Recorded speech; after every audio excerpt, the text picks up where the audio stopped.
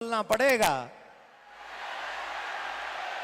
और जोर से बोलना पड़ेगा।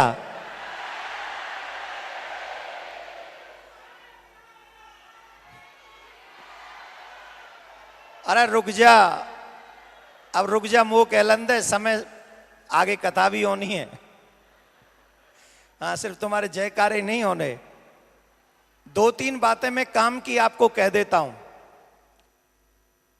पूज्य महाराज श्री कथा के माध्यम से, शिव पुराण के माध्यम से घर कैसे चलना चाहिए ये बताते हैं।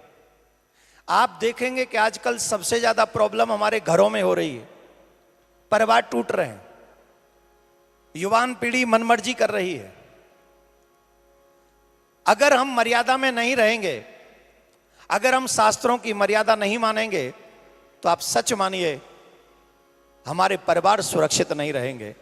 अग्नि मर्यादा में है इसलिए हम सुरक्षित हैं, समुद्र मर्यादा में है इसलिए हम सुरक्षित हैं, आकाश मर्यादा में है इसलिए हम सुरक्षित हैं, वायु मर्यादा में है इसलिए हम सुरक्षित हैं, पृथ्वी मर्यादा में है इसलिए हम सुरक्षित हैं। अगर मानव मर्यादा में रहेगा तो परिवार सुरक्षित रहेगा, अगर मानव मर्यादा तोड़ेगा तो परिवार असुरक्षित हो जाएगा।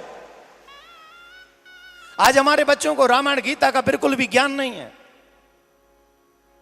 महाराज श्री ने बात की अभी कृष्ण भूमि की। कृष्ण भूमि का मतलब क्या है? यहां पर बैठे हुए महादेव के अनुयायी, स्वयं महादेव भी वृंदावन में गोपेश्वर महादेव बनकर बैठे हुए हैं। आप जाके दर्शन कीजिए। हमारे ब्रज में तो 5 जगह महादेव बैठे हुए हैं। नंदगांव में नंदीश्वर, कामा में कामेश्वर, मथुरा में भूतेश्वर, वृंदावन में गोपेश्वर और गोवर्धन में चकलेश्वर। 5 स्वर हैं हमारे ब्रज में। 5 जगह पे महादेव विराजमान है। किसके लिए विराजमान है? भगवान श्री कृष्ण के लिए विराजमान है। लेकिन वो भगवान श्री कृष्ण का मंदिर विधर्मियों ने तोड़ा और जामा मस्जिद सीढ़ी के नीचे गाड़ दी उस छवि को आगरा में। अगर आप शिव भक्त हैं, अगर आप कृष्ण भक्त हैं, अगर आप राम भक्त हैं, तो ईमानदारी से बताइए क्या हमारा दिल इसे स्वीकार करेगा? स्वीकार करेगा?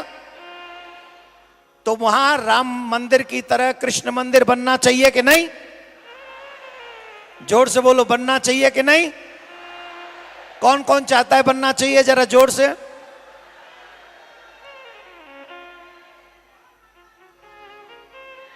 हमने आपसे एक और बात कही, सनातन बोर्ड।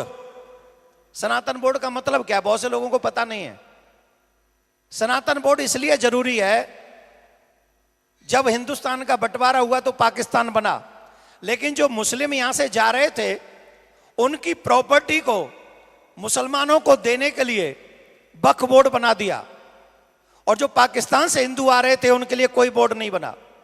और आज उस वक्फ बोर्ड को इतनी अधिकार है, इतनी, कल कुबेश्वर धाम में आके वो पंपलेट चिपका देना कि ये वक्फ की जगह है, तो ये हमें सिद्ध करने में बड़ा मुश्किल हो जाएगा कि ये स्थान उनका नहीं, ये स्थान हमारा है। इतने अधिकार हैं वक्फ बोर्ड के। अब इसमें ताली काय को बजा रहे हो? इसमें क्या है ऐसा?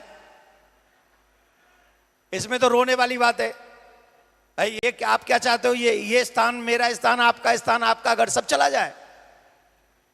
आज रेलवे से थोड़ी बहुत कम वक्फ बोर्ड की जगह रह गई है। इतनी जगह घेर ली हिंदुस्तान में उनने। पाकिस्तान से बड़ी ज्यादा जगह हिंदुस्तान में वक्फ बोर्ड के पास है। अब इसकी चिंता हिंदुओं को करनी चाहिए कि नहीं करनी चाहिए? एक और बात मैं आपके माध्यम से कहता हूं, कोई चर्च सरकार के अंडर नहीं है, कोई मस्जिद सरकार के अंडर